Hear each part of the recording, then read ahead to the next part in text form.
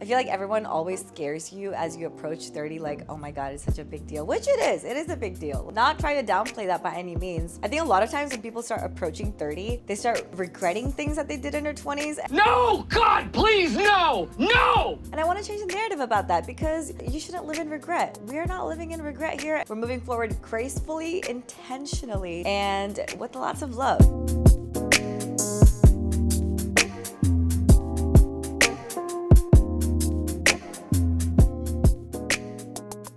Welcome back, cuties. It is my birthday week and I'm turning 29. 29? I made it a point this year on my birthday week to dress up every single day because I'm such a big believer of looking good to feel good. And that doesn't necessarily always have to mean you have to have your hair done all the time, your nails done, and all of that stuff. Anything that just like makes me feel like a baddie that got all...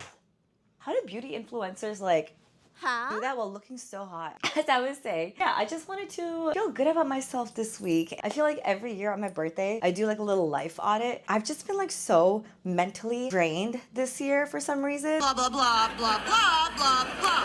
I'm kind of ready to get out of that little slump. First step to doing that for me is putting on a cute outfit, putting some makeup on. तुम्हारा कोई हक नहीं बनता कि तुम इतनी खूबसूरत लगो. Not fair. It's a start. So let's go get our nails done and enter nail transition.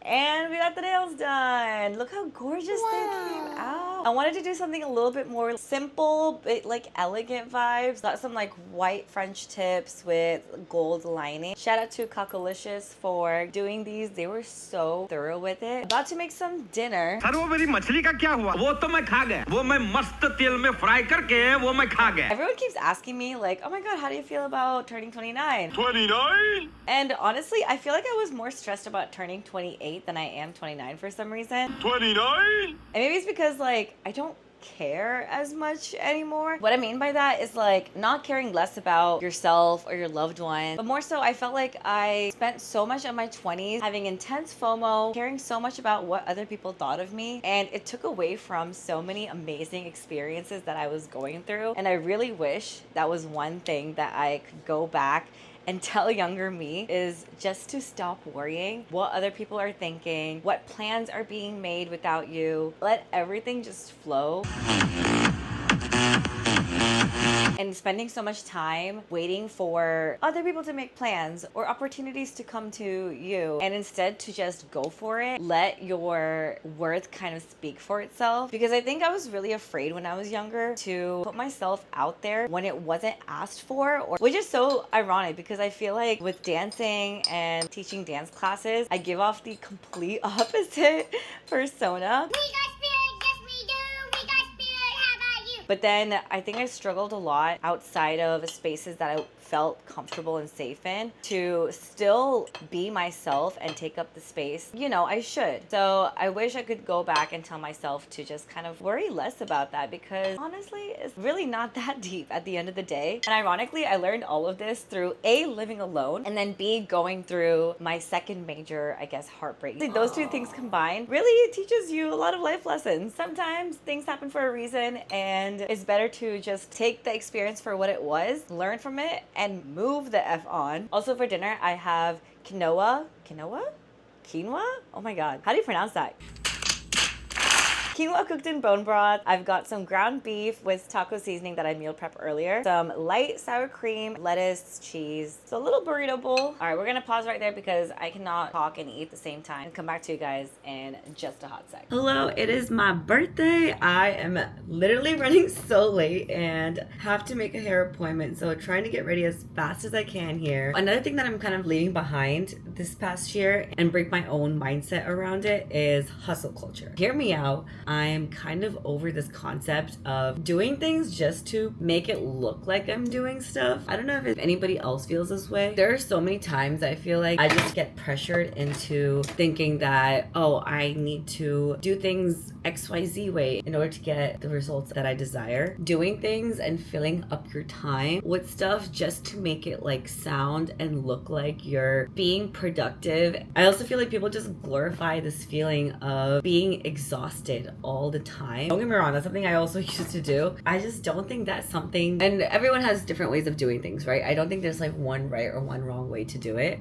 I just think I've kind of outgrown the whole hustle culture mentality in terms of that. Now I just kind of prefer to do things that actually makes sense with what I'm trying to achieve. There was definitely a phase of my life where I was overworking my body to the point where I was just tired all the time. I think I was so scared of not doing enough that I overcompensated with doing everything all at once without thinking about how is this actually going to help me down the road. Does that make sense? I think about that phase I was in a couple years ago where I got super into heavy lifting, had this strict 5 days a week lifting schedule, would get so hard on myself for missing like one day that I would make up that one day on the weekend, even if I was super sore, if I was already dancing, and it just gave my body like zero time to rest. Now I feel like it's catching up to me because I'm like going through these injuries. I'm being forced to take some time off from dancing and stuff. If I had listened to my body, making my routine a little bit more tailored towards what my goals actually are. Just like the concept of having such a rigid routine that doesn't allow you any flexibility. So when things don't go according to plan, it's like you end up letting your schedule dictate your life instead of you dictating your actions, your decisions. I definitely let fitness kind of just take over and dictate my life. There's like a good and a bad way to go about it. I understand to get somewhere you want to be, like for me, like to get to my fitness goals and my weight loss goals, like I understand having to go through these periods of sacrificing, you know, some things here and there to achieve that. But I think I took it way too far for a little bit. Instead of doing it in a way that would keep my body happy and healthy, I just kind of like put my body through the ringer and you have to do this, otherwise you're not going to reach your fitness goals. That was just like kind of an unhealthy approach to go about that. Because I think what happens also when you're in New York City, you're surrounded by highly ambitious people. I always just felt like I was kind of behind everybody. The hustle culture mentality is low-key kind of getting toxic. And maybe because I'm like a little bit more of like a type B personality, people have so many different ways of going about their lives and different paths and journeys. It can feel really easy to start comparing yourself. But I think the problem comes when people don't recognize that there's no one correct way of doing something, and it like affects the way that you talk to yourself, and almost like makes you feel incompetent when like you start talking like so negatively to yourself. I'm like trying to be a little bit less rigid with my structure. I need some sort of like fluidity in my life that I am now realizing and accepting, and that's not like a bad thing. Hustle culture just like kind of made me realize that I work hard in a very different way than maybe the people around me sometimes, and instead of letting it make me feel like lesser of a human, I just have to like accept that this is how I freaking work. Like this is just how I get done, and we get it done. It gets done. Also, I feel like my approach to fitness is completely different now. I used to let it basically take over my life to the point where it became really toxic. Like I would just stop socializing with people. I'm no bodybuilder. Like I'm not trying to like become like this massive bodybuilder. I think a huge part of me got caught up in the whole concept of trying to be skinny, and I had to really like train myself to stop using the scale as a way of measuring my worth. Basically, I was actually talking to my sister about this one, but I don't want to be a fear-based spender anymore. I know I want to live in abundance and have this like super abundant mindset, but actually putting into practice is harder than it seems sometimes. And one thing that I'm trying to do is being less of an impulse buyer and focusing on the big things that actually will bring me long-term joy in my life, rather than double clicking Face ID, Apple Pay, and you know that Amazon package is at my doorstep and I'm gonna use whatever I bought like once or twice. If it's not gonna serve me long term, is it really something that I need? And just like the convenience of buying things now, I don't know about you guys, but it kind of makes it less appealing, and investing in myself in a way that's going to bring me long-term joy and happiness. And then one last thing I'm trying to leave behind as a 28-year-old is being a nice girl at my own expense. And I know not everyone is gonna love that. Like, don't get me wrong, leading with kindness is like one of my mottos. I believe kindness over everything because I know what it feels like to be on the other receiving end of not being a kind person. There's a part of my people-pleasing tendencies that I need to being okay with not everyone liking me. And maybe it's because also I put myself in positions that require me to give so much of my energy, personality into. When I'm not that person around people, I feel bad. Like I feel guilty. Like I feel like I need to step up my game. That's something that I'm definitely gonna work on. One eternity later.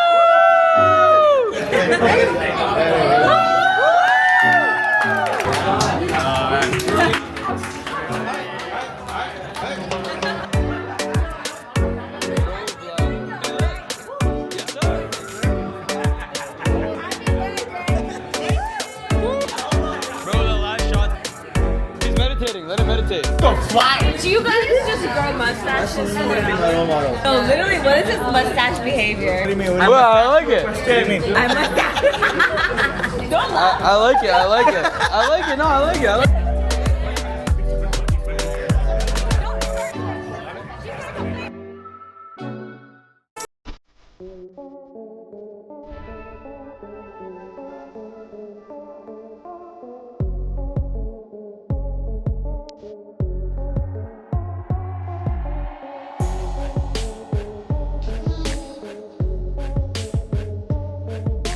Six and a half hours later. Happy birthday, Tushy Diva! Hello, Tush!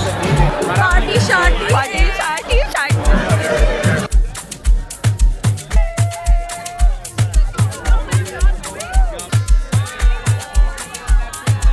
I can't tell if it's always recording. Wait, it's at 3%! Alright, battery is now charged. We are also fueled and charged and ready to go. So let's keep this vlog going. I know this vlog has been so all over the place. Honestly, so is 28. I feel like this past year, my life was physically and mentally all over the place. Like I was traveling a lot. I made a lot of big life changes. Like I moved in with my boyfriend. What? Hello?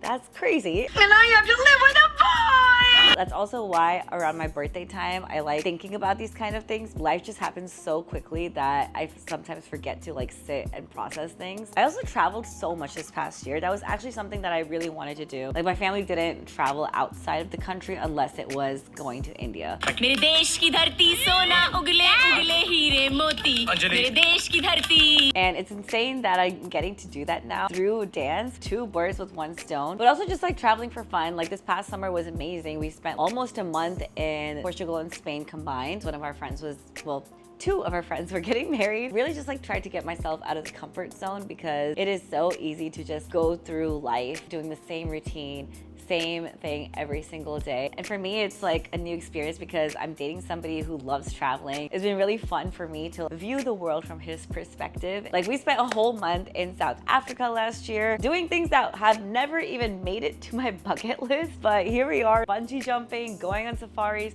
climbing Mount Kilimanjaro. That's a whole different story. Having these kind of experiences really reminded me of how lucky I am to be able to do the things that I love and live life to the fullest. I always dreamt of being able to do that and treat life as like this open playing field where you can literally do whatever the heck you want. And this is just like a small step towards getting to that level. Because with life, nothing is ever smooth sailing. Might as well take advantage of the things that we do have and the things that I can appreciate around me. So I know in the first half of the vlog, I talked a lot about things that I want to get better at, things I want to change, and kind of like my outs for the year. Let's talk about things I do want to start doing. I've already talked a lot about this one, but taking aligned action, being more intentional with the decisions I make, the things that I do. More than that, trusting my intuition and just being so crystal clear on my values and like my vision so that trusting my intuition just comes naturally. This past year, I did get better at it, but I think there was still a limiting belief in me that continues to linger on, but I'm so ready to break out of that shackle.